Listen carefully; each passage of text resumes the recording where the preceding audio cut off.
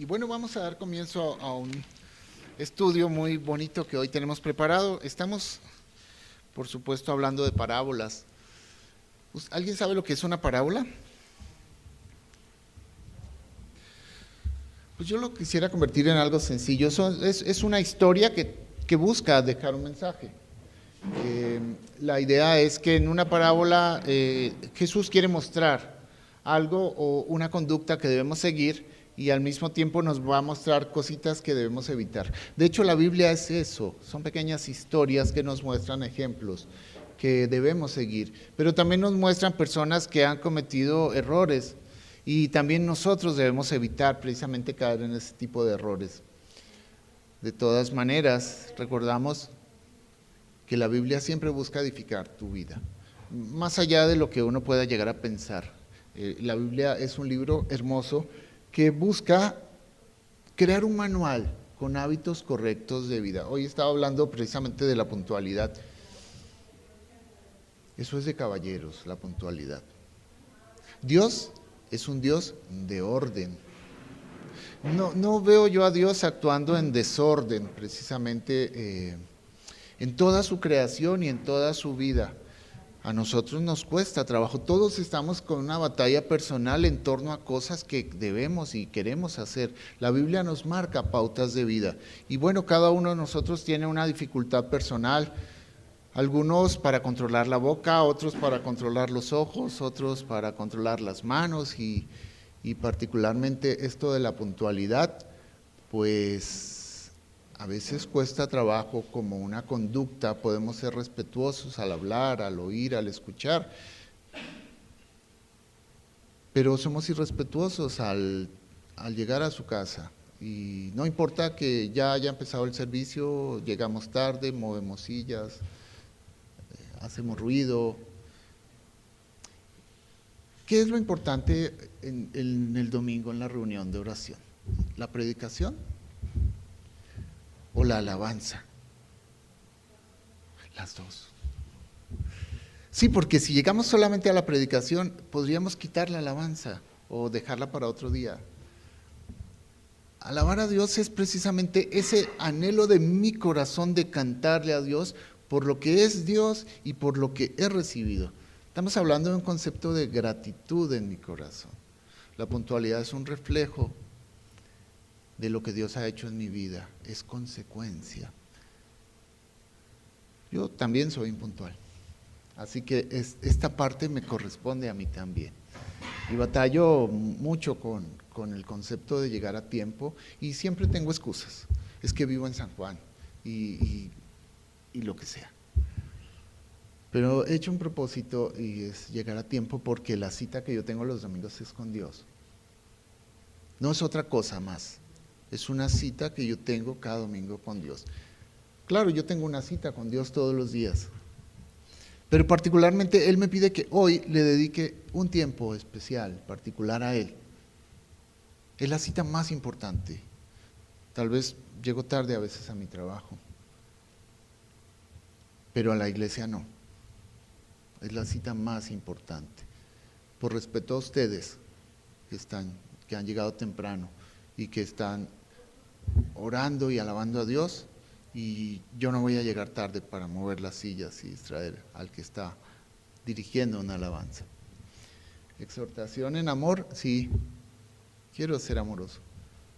Me encanta ser firme en algunas cosas y particularmente voy a pedirles mucho la puntualidad en la iglesia el domingo. Y hoy vamos a hablar de algo que tiene que ver con una historia, se llama parábola. Y la historia aparece en Mateo 20, para que lo vayan a ir buscando. Habla de unos obreros, los obreros de la viña, y habla de un señor que es el jefe, el dueño de la viña, ¿cierto? Y habla de un horario. Fíjate, por eso hice énfasis en la introducción, en la hora. Habla de unos horarios de trabajo y habla de unos obreros de la viña. Bueno, vamos a orar porque sin Dios es imposible que podamos tener un buen estudio y sin la intervención del Espíritu Santo, quien es importante. porque es quien dirige mi corazón y dirige mi vida y mis actitudes. Así que vamos a orar y vamos a pedirle al Espíritu Santo que nos ayude en esta predicación y en este tema.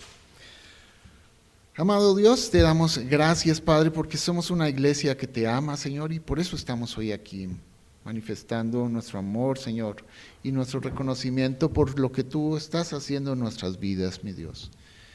Queremos pedirte que hoy dirijas este estudio, Padre, que tú, por favor, toques mi corazón y el corazón de mis hermanos, que pongas palabras en mi boca que puedan servir para la edificación de la iglesia, Señor, y que yo esté dispuesto, Padre, no solamente a entender, sino a obedecer esto que hoy tienes preparado para mí, Señor. Gracias te damos, en el nombre de Jesús, amén.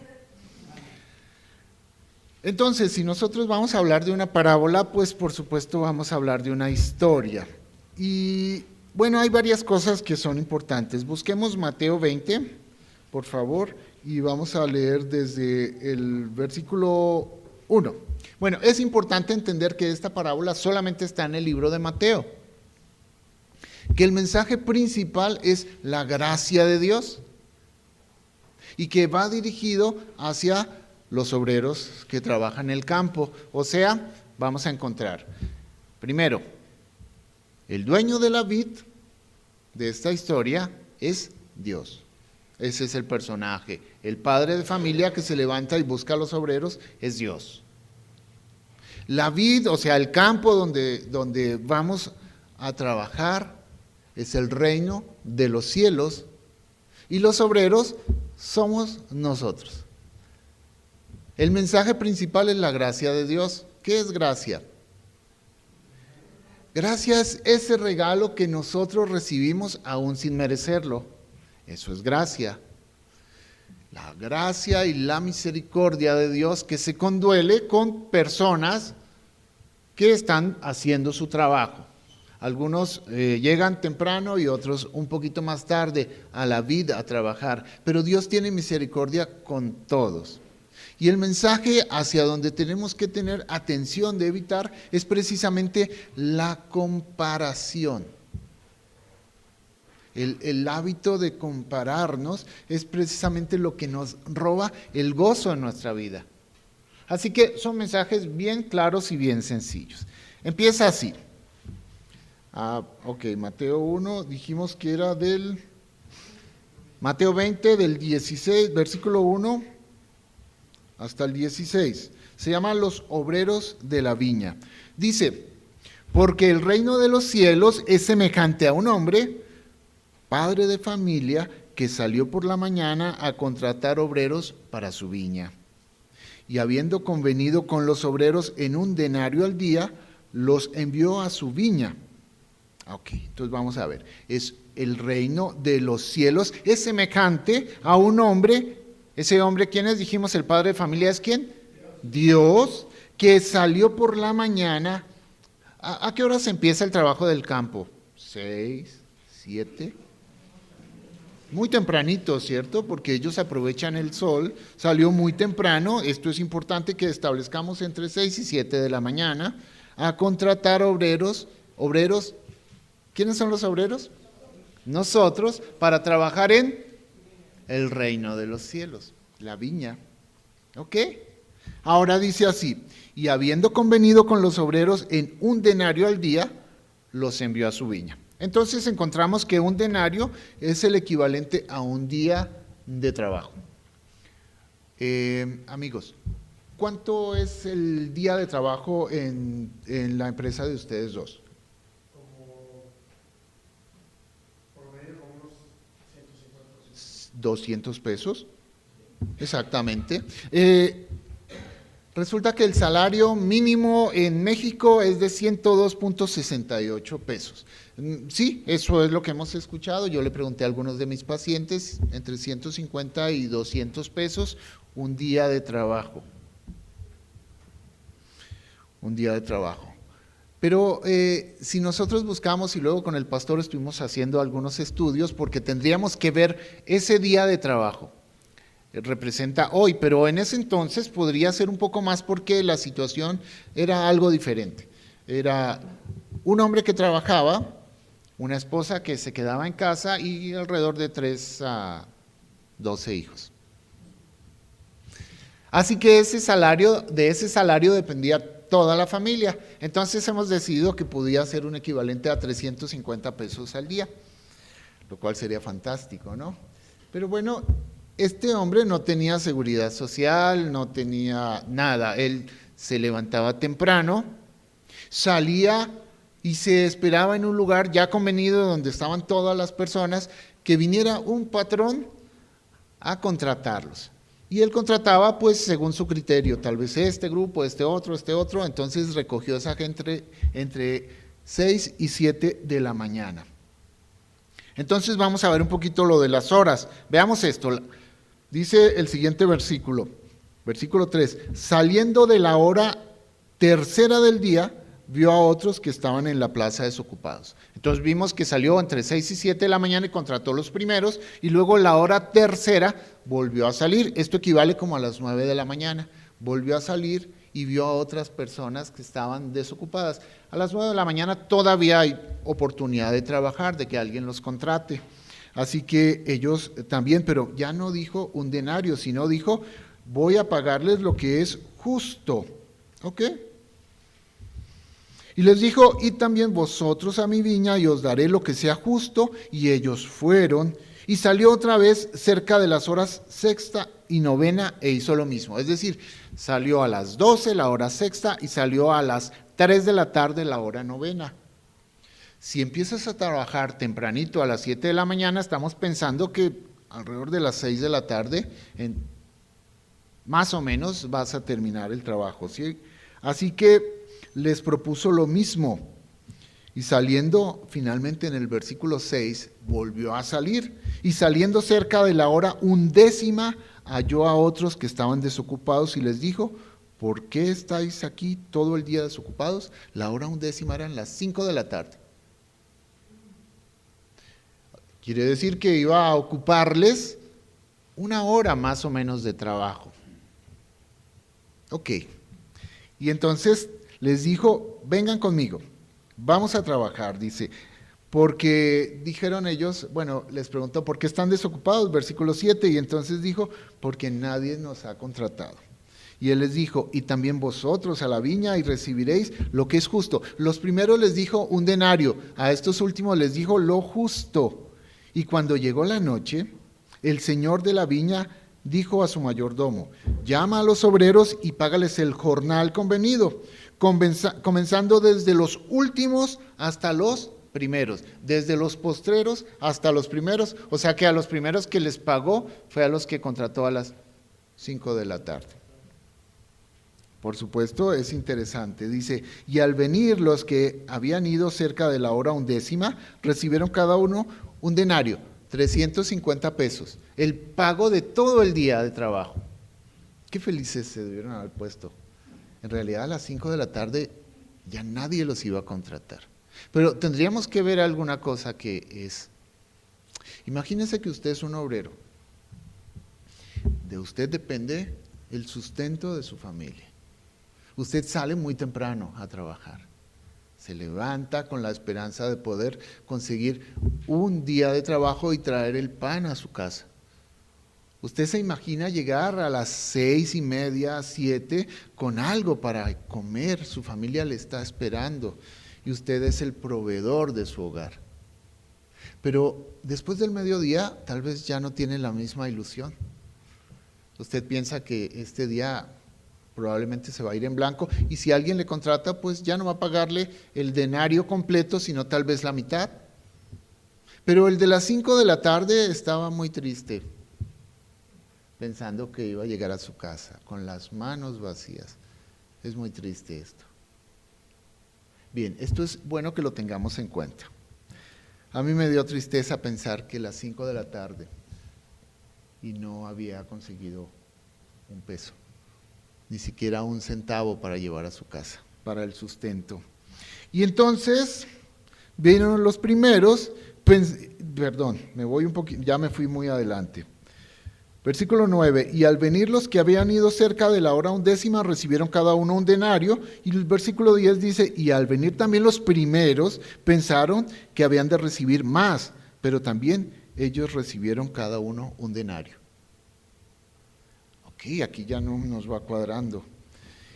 Y al recibirlo murmuraron contra el padre de familia, diciendo, estos últimos, estos postreros han trabajado una sola hora y los has hecho iguales a nosotros que hemos soportado la carga y el calor de todo el día.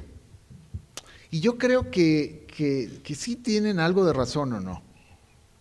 No lo sé, me parece que si yo estoy desde las 6 de la mañana y a las 12 del día el sol trabajando, y a las 5 de la tarde ya estoy cansado y llegan unos nuevos trabajadores y a las 6 nos vamos a ir, entonces, pues si a ellos les pagan lo mismo que a mí, como que tal vez no lo pueda entender.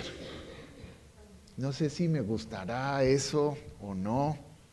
Es que mire, yo quisiera que yo viera las cosas de una perspectiva aún mejor, pero Dios conoce mi corazón y sabe que yo ya conoce mi corazón. ¿Qué le voy a decir a Dios si me conoce? Tal vez no me gustaría mucho recibir el mismo denario que el que trabajó una hora, pero bueno. Y entonces ellos murmuraron y le preguntaron al dueño de la viña, y él le respondió y dijo a uno de ellos, le dijo, amigo, o sea que lo trataba de amigo, aunque le estaba reclamando, amigo, no te hago agravio, ¿no conveniste conmigo en un denario? Toma lo que es tuyo y vete, pero quiero dar a este último, a este postrero como a ti. Pregunta, dice, ¿no me es lícito hacer lo que yo quiero con lo mío?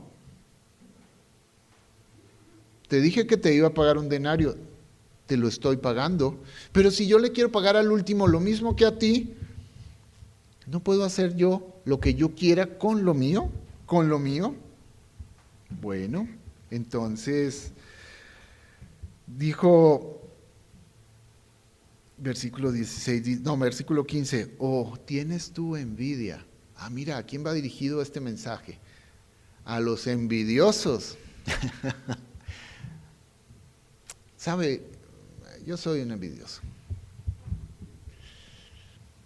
Y muchas veces he obrado así. He visto por qué prospera el malo. ¿Por qué le va bien? De la noche a la mañana hay gente que se enriquece sin trabajar, con poco esfuerzo. Y yo, Señor, que trabajo de sol a sol, que trato de hacer las cosas que a ti te agradan, que voy, que te busco, que te sigo, ¿por qué no me va tan bien? Ya esa respuesta encontré. Esa pregunta encontré una respuesta. Dios ha cuidado mi corazón. Desde hace mucho tiempo ha cuidado mi corazón. Porque Él ha querido que mi corazón mantenga, 1, reconocimiento a Él. 2, una actitud de gratitud. No lo sigo por el dinero, lo sigo por su amor y por su misericordia y porque Él me ha perdonado. Así que mi motivación no es el dinero. Aquí hemos visto muchas veces personas, siempre recuerdo una historia de un hombre que vino a la reunión de oración porque fue a mi consultorio muy triste porque no tenía trabajo. Y yo le dije, tenemos una reunión de oración, porque vi que tampoco tenía comida en su estómago. Y en las reuniones de oración son muy bonitas y al final hay quesadillas. Así que eso es agradable.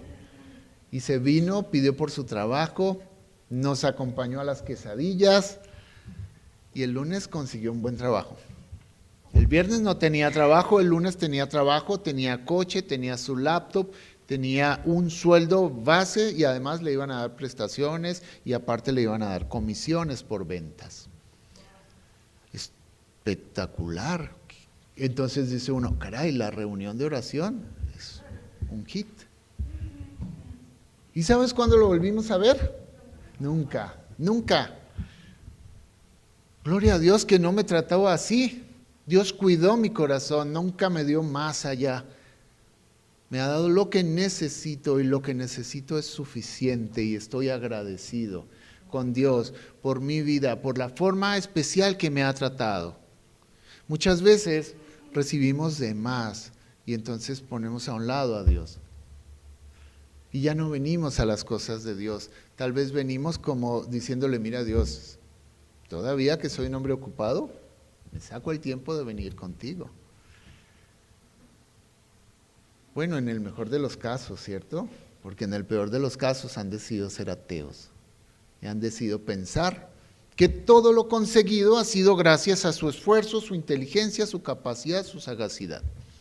Sin siquiera entender que la misma capacidad que hoy ellos se vanaglorian, la recibieron de Dios, su capacidad, su talento, la vida, el tiempo, la juventud, las oportunidades para hacer riquezas.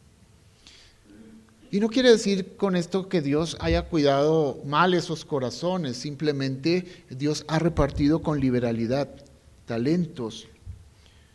Pero todos ellos, todos los talentos que tú tienes, tienen que ser usados con el mismo fin. ¿Cuál es? Glorificar a Dios. Todo el talento que tú tienes tiene el mismo objetivo, darle gloria a Dios. El hombre ha entendido mal, pensó que la gloria era para él. Y entonces vemos estos hombres vanagloriosos, exitosos, arrogantes, intelectuales, furiosos, porque tampoco estoy hablando mal de los intelectuales. He aprendido que los medios sociales, y esto sale a través del internet, son medios en donde debo aprender a cuidar mis palabras. No estoy en contra de los intelectuales, ni de los ricos de este mundo, ni de nada de eso. Estoy en contra de las personas que siendo intelectuales han decidido rechazar a Dios. Con la capacidad intelectual que Dios les dio, han decidido que eso la recibieron ellos mismos, sin que haya habido un creador. Y si le dan un nombre, le dan cualquier nombre, el que quiera. Puede ser alguien a quien ellos admiren. Así que el hombre dijo, yo puedo hacer conmigo lo que quiero porque yo no te estoy ofendiendo a ti. Toma lo tuyo y vete, pero si quiero dar a este postrero como a ti, no pasa nada. ¿O acaso tú tienes envidia?, le pregunta. Y al final termina diciendo, así los primeros serán postreros y los postreros serán primeros, porque muchos son los llamados, mas pocos son los... Ok, entonces ahí hay un concepto que me llamó la atención. ¿Recuerdas el día que Dios te llamó? ¿Recuerdas? Bien, Dios te llamó y rápidamente acudiste a su llamado. ¿Sí? Yo no. Dios me llamó cuando tenía 20 años y estaba viviendo una situación que para mí era un poco complicada porque había dejado mi país y estaba en México y acababa de entrar a la universidad, estaba alejado de mi familia. Yo estaba contento por lo que estaba haciendo, pero fue triste porque después de algunos meses el sustento, mi apoyo, en realidad, que era mi madre, falleció. Así que eso fue quitar lo que tú considerabas era importante en tu vida. Así que en ese entonces que ya leía la Biblia y que buscaba a Dios a través de la Biblia con un sentido intelectual de las cosas, alguien me compartió el Evangelio un poco antes y mi corazón se llenó de juicio hacia Dios. Porque un Dios bueno, leyendo el Antiguo Testamento, hace tantas cosas. ¿Por qué tantos muertos? ¿Por qué los niños? ¿Por qué los animales? Yo no puedo creer en un Dios tan injusto. ¿Por qué si a mí mismo me ha tratado de esta manera? Y aún así leía la Biblia, pero la leía con un sentido de juicio y de crítica. ¿Entienden eso? ¿Por qué los niños del mundo se mueren de hambre? Y hay otros que desperdician la comida. No puedo ver a Dios con esa perspectiva. Yo tendría que ver a Dios no tanto con el sentido de la justicia, pero sí de la misericordia. Y eso es lo que más o menos nos va a mostrar un poquito esta parábola. ¿Cómo voy a ver a Dios? ¿Como el que provee necesidades? ¿O el que tiene que pagar lo que es exactamente justo y en su justicia tiene que dar? Porque si es así, yo les aseguro que ninguno de nosotros mereceríamos estar llamados e invitados a estar en el reino de los cielos.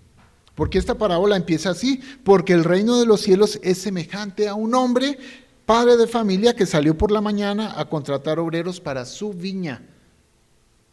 Y hoy me doy cuenta que yo estoy llamado para pertenecer, formar parte de la viña, del reino de los cielos. Y si es así, y si es por las horas de trabajo o las cosas que yo he hecho, entonces no merecería siquiera haber sido llamado, ni siquiera en la 11ª hora, porque por mis méritos no alcanzo esa misericordia de Dios.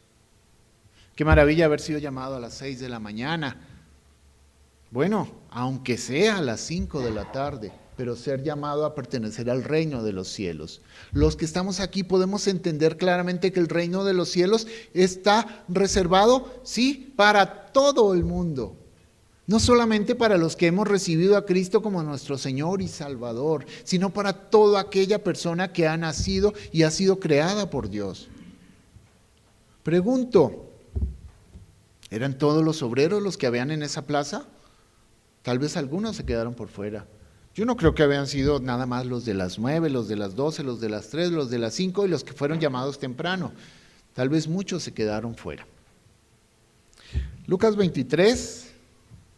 Vamos a buscar Lucas 23. Esta es una historia muy interesante. Lucas 23, 39. Bueno, desde el 38 habla de Jesús estando en la cruz, crucificado al lado de 2 ladrones, ¿cierto? Y con un título, dice el versículo 38, que decía, este es el rey de los judíos. Pero dice, versículo 39, y uno de los malhechores que estaban junto a Jesús le injuriaba diciendo, si tú eres el Cristo, sálvate a ti mismo y a nosotros. A ver, demuéstrame que tú eres el Cristo. ¿Cuántas veces le hemos dicho a Dios, Dios, si tú existes, si tú me escuchas, pues te estoy pidiendo. Convénceme, Dios. Yo quiero que Dios me convenza. Si Él me convence, lo sigo. Y le dice en el versículo 39, le pregunta este malhechor, si tú eres el Cristo, sálvate a ti mismo y a nosotros. Y el versículo 40 dice, respondiendo el otro, le reprendió. Había otro que le dijo, óigame, ¿qué pasó? ¿Ni aún temes tú a Dios estando en la misma condenación? Teníamos 2, uno que le decía, oye, ¿no que eres Dios? Pues vámonos de aquí. Y el otro le dice, oye, ¿no te has dado cuenta al lado de quién estás? Y ni siquiera estando en esa circunstancia, tú puedes entender. Nosotros, dijo él, a la verdad justamente padecemos porque recibimos lo que merecieron nuestros hechos, mas ningún mal hizo. Nosotros estamos aquí porque lo merecemos, nuestras acciones. Nunca dijo, pero alguna vez en mi vida yo hice una buena obra. Porque lo que hemos aprendido y lo que nos han enseñado es que si hacemos buenas obras vamos al cielo y si no hacemos buenas obras vamos al infierno. Pero nadie nos ha hablado claramente o tenemos una conciencia clara que le demos importancia al pecado. El pecado es nosotros por nuestras obras merecemos estar en esa cruz, pero Él no. Y aún así estaba muriendo por todos. Y 2000 años después la gente sigue pensando que si se porta bien, va a ir al cielo. Y yo no estoy diciendo que no es necesario hacer buenas obras. La cuestión es que las obras que hacemos con nuestras propias fuerzas solo son obras humanas. Y muchas de ellas las hacemos para que nos miren, para que vean qué bueno soy. Yo tengo una fundación y doy mucho dinero a los niños pobres, a los niños de la calle, a las mujeres. El presidente de la fundación generalmente son personas famosas. Pero resulta que esas obras son personales. Las obras que Dios quiere que yo haga, son las obras que buscan agradar a Dios. Las obras que son como consecuencia de mi fe. Mi fe. ¿En qué tienes fe? Le preguntas a la gente cuando le quieres compartir el evangelio. ¿Por qué? Si mueres hoy, vas a estar ante un juicio y se va a definir a dónde vas a ir eternamente. Tu destino eterno. Pero tú tienes un problema, eres pecador. ¿Cómo crees tú que te puedes limpiar de tus pecados e ir al cielo? Que lo único que te detiene para ir al cielo son tus pecados. ¿Cómo te limpias de pecados? Y la gente dice, portándome bien. Portándome bien. Ah, bueno, dicen, voy a misa. Y luego dicen, bajan un poquito el volumen y dicen, cumplir los mandamientos. ¿Y qué más? Pues eso es tu fe.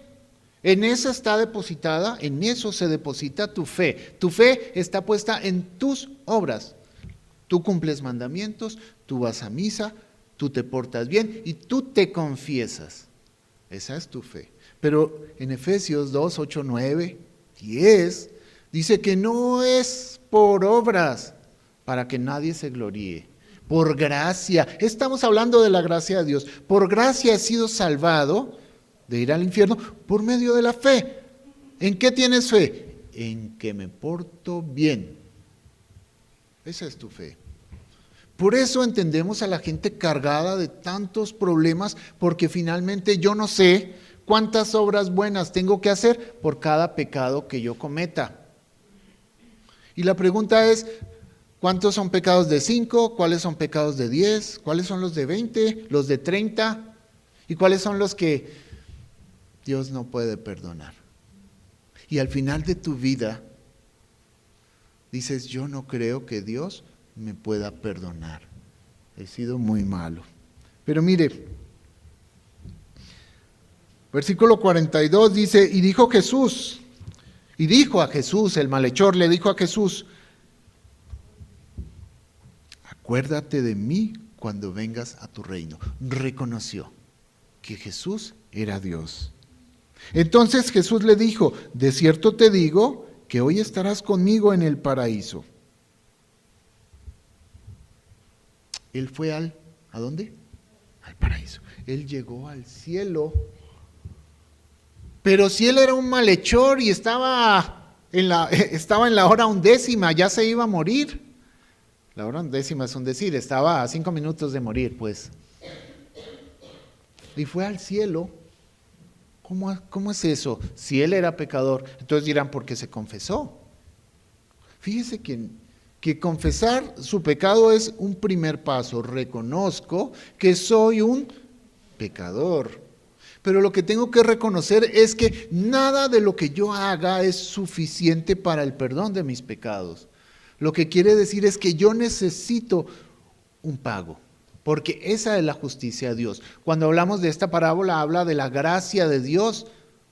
Por gracia soy salvo. Es la gracia. Mire, este señor, el dueño de la vid, no estaba buscando ser el paladín de los salarios justos, ni otra cosa. Él lo que estaba buscando era satisfacer necesidades. Por eso salió a las 6, por eso salió a las 9, por eso salió al mediodía, por eso salió a las 3 y por eso salió a las 5. Más que estar buscando justicia, él buscaba satisfacer una necesidad.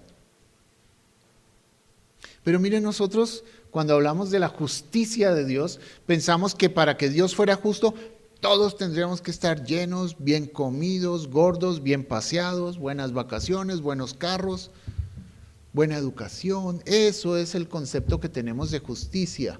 Y siempre hago este énfasis, porque en esta iglesia no están los más ricos de este pueblo. Tendrían mucho más que agradecerle a Dios, porque han recibido mucho más. El que tiene mucho más, mucho más, no está aquí. El que debería estar más agradecido no está aquí, está haciendo cosas importantes. ¿Qué es más importante? Que entender que todo lo que tú tienes y todo lo que tú eres es por la misericordia de Dios, es un regalo que tú no mereces, es por la gracia de Dios. Entonces, ese no es el concepto de justicia para Dios. Sin embargo, Dios ve todo y provee todo.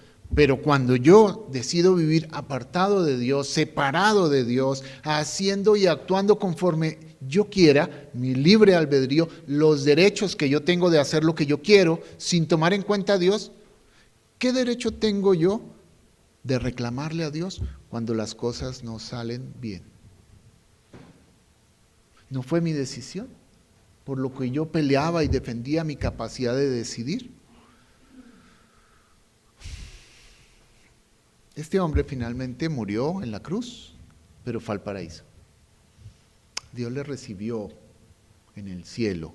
¿Y sabe qué? Puede pasar que tu llamado lo has pospuesto muchas veces. Yo recibí un llamado antes de los 20 años y entonces me convertí en un creyente. ¿Qué es un creyente? Pregúntele a la gente, salga y pregúntele a la gente, ¿usted cree en Dios? ¿Qué le va a decir la gente? Eso es un creyente. Un creyente es una persona que cree en Dios pero que no tiene ningún compromiso ni con Dios, ni con su palabra, ni con su iglesia, ni con nada. A veces ni siquiera con su familia. Ese es un creyente. Pero Dios menciona muchas más veces la palabra discípulo. Entonces ahí hay una diferencia entre un creyente y un discípulo. Un discípulo es uno que sigue al maestro, que ama al maestro, que conoce al maestro, que obedece al maestro. Maestro bueno, le dijeron un día a Jesús, ¿qué tengo que hacer para ir al cielo y estar contigo? ¿Qué tengo yo que hacer? Dijo él, yo me confieso, yo doy dinero, yo ayudo a los pobres, yo. Y Jesús le respondió, vende lo que tienes y sígueme. ¿Y qué dijo él? Se puso muy triste porque tenía mucho. ¿A dónde estaba su amor? Amaba más las cosas materiales que a Dios. ¿Qué somos nosotros aquí en esta iglesia? ¿Somos creyentes o somos discípulos? Maestro, yo leo la Biblia, yo hago esto, yo regalo dinero, yo voy a veces los domingos a la iglesia y... Bueno, pues ven, por lo menos empieza por llegar temprano. No puedo, tengo muchas cosas que hacer. Y empieza uno a ver que el corazón del hombre se manifiesta por esas cosas. ¿Y quién les está hablando aquí? Una persona que está llena de defectos, que también llega tarde, que también dice, maestro, bueno, ¿qué tengo que hacer para ir al cielo? Bueno, ese es tu llamado. Y yo no te estoy diciendo, por favor, no vayan a entender mal, que tienen que dejar su trabajo y venirse acá para ser misioneros. Ese es un privilegio. Tal vez no es para ti, pero eso no quiere decir que seas menos que el que ha dejado todo por servir a Dios. Quiere decir que Dios ha repartido con liberalidad y tú tienes talentos diferentes, porque si todos fuéramos misioneros, ¿quién sustentaría la obra? Eso quiere decir que tú debes honrar a Dios con tus talentos, con lo que tú estás haciendo. ¿Cuánto tiempo me queda? Cara a cara. Y la primera vez que la escuché realmente conmovió mi corazón. Yo, híjole, sentía, ¿qué voy a hacer el día que esté ante la presencia de Dios? De mi Jesús que amo tanto. Ay, ¿vamos a llegar con las manos vacías? Nosotros hemos recibido un llamado. Yo lo recibí a los 20, pero decidí seguirlo pues a los 40. Es poco tiempo, tal vez, ¿dónde me ubicaría yo? ¿En la hora novena? 3 de la tarde. Qué lindo sería haberlo recibido antes, lo recibí antes. Más bien, qué lindo hubiera sido haberlo seguido antes. ¿Sabe? Mi vida cambió desde que recibí a Cristo. Y todo lo que antes era, lo considero por pérdida. Estoy plagiando algo, creo. Pero hoy, el gozo está en seguir y hacer lo que Dios quiere que yo haga. Y sabe que mi trabajo es un gozo porque sirve a Dios. Tu trabajo debe ser igual. Mire, ya no solamente con tu testimonio, Pero es que eso es muy importante. Tu manera de vivir debe reflejar al Dios al cual tú amas. Y yo sé que batallo muchas veces con mi carácter, pero intento que mi vida esté influenciada por la palabra de Dios. Que la dirección de mis decisiones y mis acciones siempre tengan la aprobación del Espíritu Santo. Que realmente yo sienta que mi trabajo honra y glorifica a Dios. Más allá de eso, entonces, ¿qué tengo que hacer? Más allá de mi testimonio, está compartir. Yo quiero llegar a la presencia de Dios y tener coronas, pues tal vez si hubiera recibido a Cristo antes, probablemente tendría muchas más. Lo recibí y lo decidí seguir unos años después, pero tal vez haya podido ganar coronas para el Señor. Y si usted lo recibió más tarde, ¿por qué no intenta que su ambición sea esa? Que el deseo de su corazón sea motivado por hacer riquezas celestiales, no riquezas terrenales. Porque esas ya saben cómo terminan y muchas veces terminan peor, porque ni te las llevas y lo único que dejas son problemas a tu familia. Se pelean por lo que sea, por un lápiz. Toda la vida trabajando por hacer riquezas. Y sabes, si es que llegamos al cielo, porque igual lo podemos hacer, porque un día en una reunión de oración recibiste a Cristo, de verdad lo creíste y te quedaste con eso, porque decidiste seguir haciendo más riquezas materiales o intelectuales o lo que sea, y llegas ante la presencia y estás cara a cara con Jesús. Y no tienes nada que ponerle a los pies. Porque finalmente hasta esas coronas ni siquiera las vas a poder cambiar por bonos para vivir en la Nueva Jerusalén con muchos bonos. No, las pones a los pies de Cristo. No son para ti, pero no llegas con las manos vacías. Porque tu premio es Cristo. Pero trabajaste para Él. ¿Entienden eso? Esto es importante para mí. ¿Cuántas coronas quiero yo tener para poner a los pies de Cristo? No porque las pueda cambiar por dinero, sino porque las puedo poner a los pies de a quien yo amo. Porque mi corona es Cristo. Y después de esto voy a vivir eternamente con Él, sirviéndole. Así que el trabajo sigue siendo el mismo, servicio en el cielo. Ese es tu trabajo en el cielo, ¿sabías? Servir al Cordero. Eso es a lo que nos vamos a dedicar. Tendría algunas cosas más. Quiero terminar con algo rápido, porque sé que no tengo... Bueno, quería mencionar algunas frases que me llamaron la atención. Fue lindo. El problema, entonces, que nos roba el gozo es la envidia. Estos obreros primeros que trabajaron bien y ganaron bien su dinero, perdieron su gozo. Y lo perdieron simplemente porque se compararon con los últimos. Y ese es un problema, la comparación. El mensaje va dirigido hacia los envidiosos. No te compares, no te compares. Dice el dueño de la viña, dijo, ¿en qué te hago mal a ti? ¿Por qué piensas que te estoy agraviando? ¿No acordamos un denario? Toma tu denario y vete a tu casa feliz. Lejos de irse feliz, él a llevar sustento a su casa y de saber que los últimos también van a poder llegar con algo de comida a su casa. Un denario era la comida para 5 o 6 personas. Trabajaron 1 hora, no importa, pero qué alegría. Estoy contento por ti. Me da gusto que llegues con algo a tu casa. Tal vez ayer no habías comido, no lo sé si desayunaste antes. Si tus hijos pasaron todo el día junto a la ventana esperando que llegara su papá con algo. Y va a llegar con un denario, aunque esperó un día completo para poder conseguir algo. ¡Qué gozo! Me pongo feliz por ti. ¿Compraste una casa? ¡Qué bueno! ¿Dios te dio un trabajo? ¡Qué maravilla!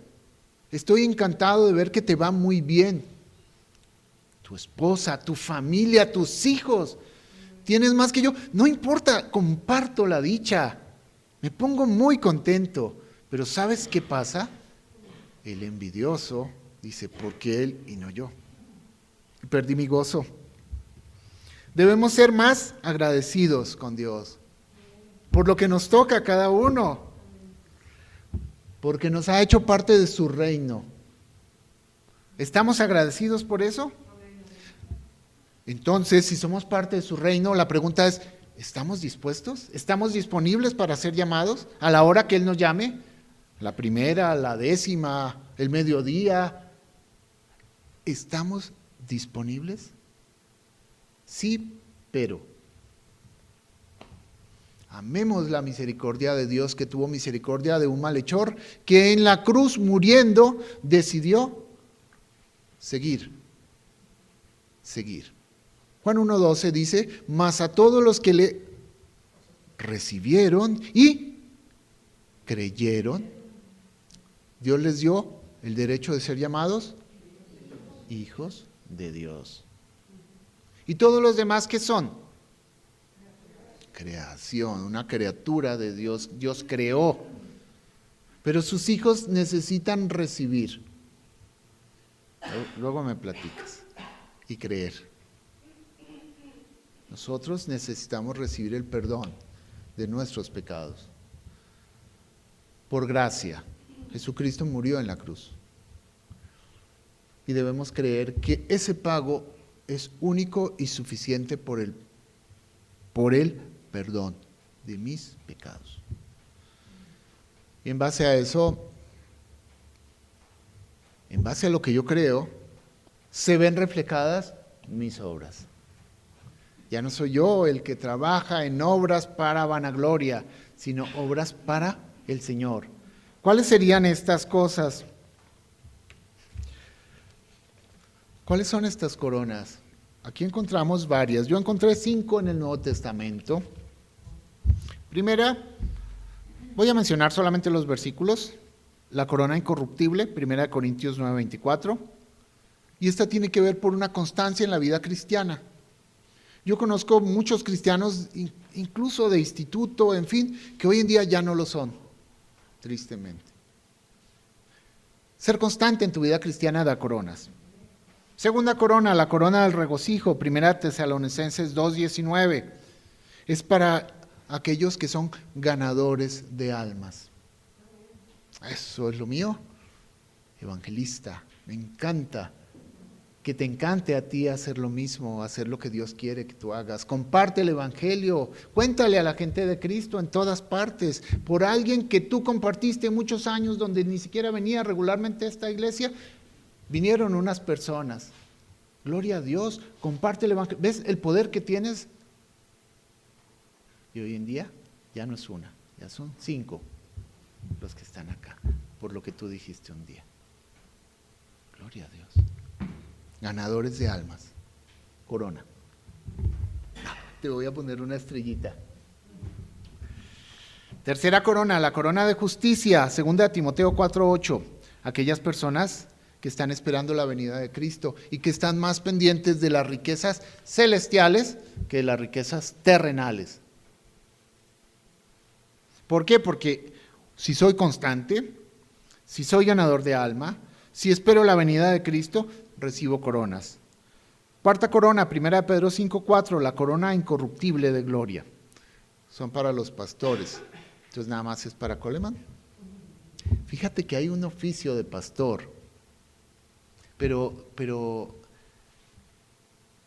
también nosotros podemos pastorear y podemos ganar esas coronas. ¿Estás interesado en la vida de tus hermanos? ¿Estás pendiente de tus hermanos? ¿Pastorea la vida de tus hermanos? ¿Pendiente de ellos? No estás ejerciendo el oficio, pero tienes la capacidad de pastorear. Como miembro de la iglesia, podemos pastorear y ganar coronas. Tenemos que orar por esa, ¿no? Hay que orar más por eso. Quinta corona, la corona de vida, para aquel, esta está en Apocalipsis 2:10, para aquel que resiste la prueba. Amigos, toda la parábola habla de 2 cosas y se resume en esto. Número 1, la gracia de Dios para ti para nosotros. La gracia de Dios da regalos sin que lo merezcamos. Qué hermoso entender que hemos sido llamados al reino de Dios. Nosotros entendemos que los últimos, dice, los últimos muchas veces, a ver, aquí está, vamos a buscar Apocalipsis 3:11.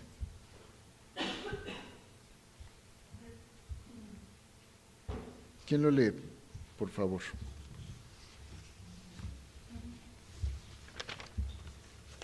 He aquí yo vengo pronto, retén lo que tienes para que ninguno tome tu corona. Ok, entonces lo que me indica es que podemos perder nuestras coronas. ¿Sí se dan cuenta? Porque también necesitamos tener una constancia en la vida cristiana. Y termina esto diciendo, no permitamos que siendo primeros en su llamado, nos convirtamos en los últimos durante la venida de Cristo. Mi vida cristiana es todos los días. ¿Podemos perder nuestra salvación? No. ¿Podemos perder nuestro gozo? Sí. Porque hemos perdido nuestra comunión con Dios. Porque nuestra motivación no es agradar a Dios, de pronto se mete el deseo de agradarnos a nosotros. Y empieza en la mente la comparación. ¿Por qué yo no? Podríamos entender que si le buscamos, siempre vamos a encontrar motivos para estar felices y para estar tristes. La realidad es que si buscas razones para quejarte, pues siempre las vas a encontrar. Pero debemos ser agradecidos permanentemente. Dios quiso darte un regalo, tu vida. No hiciste nada para ganarte ese regalo. Es simplemente parte de su generosidad para ti. Así que vamos a orar porque precisamente gracias a Dios, por su gracia que no merecemos, hemos sido salvados. Y entendemos claramente que nuestra vida de ahora en adelante, si entendimos el mensaje, debe ser para Él, no para ti. Él puede prosperar tu trabajo, Él puede prosperar tu negocio, Él puede prosperar tu familia. Las bendiciones de Dios están en el libro de Deuteronomio. Pero la motivación por la que hagas las cosas no es para tu beneficio. Busca el beneficio de Dios y Dios te va a dar todo lo demás. Busca primeramente el reino de Dios y su justicia. Y todo lo demás te será dado por añadidura. Vamos a orar. Inclinemos nuestro rostro y vamos a darle gracias a Dios. Vamos a cerrar nuestros ojos y vamos a empezar a hablar, decir, amado Dios, yo quiero hoy en mi mente empezar a hacer una lista de todas las cosas buenas que Dios ha puesto en mi vida. Quiero darte gracias, Señor, primero por la salvación que tú me has dado, que aún sin merecerla, la he recibido. Señor, quiero darte gracias por la vida de mi esposa, por la vida de mi esposo. Quiero darte gracias a Dios, Señor, por la vida de mis hijos, por mi hogar. Te quiero dar gracias por la salud. Señor, quiero darte gracias porque tú me has dado un trabajo donde puedo llevar comida a mi mesa, Señor. Señor, me has dado unas manos, una mente, un cuerpo, Señor, con el cual anhelo servirte, mi Dios. Perdóname, Señor, por las veces que caigo en envidia y en celos. Señor, te pido que me des ojos para ver las cosas y las personas buenas y generosas que tú has puesto en mi vida. Te pido, mi Dios, que tú me ayudes a ser agradecido por cada una de ellas. Te doy gracias, Padre, por la iglesia, por los pastores. Te doy gracias por cada uno de mis hermanos, Señor, que están hoy reunidos, por los que tú les has permitido hoy estar aquí y por aquellos que hoy no han podido venir. Señor, te doy gracias, Padre, por el regalo de la salvación y por estas parábolas sencillas que me permiten, Dios, ver tu gracia, tu misericordia, Señor, y tu amor hacia mí. Te damos gracias, Padre, en el nombre de Jesús. Amén. Gracias, hermanos.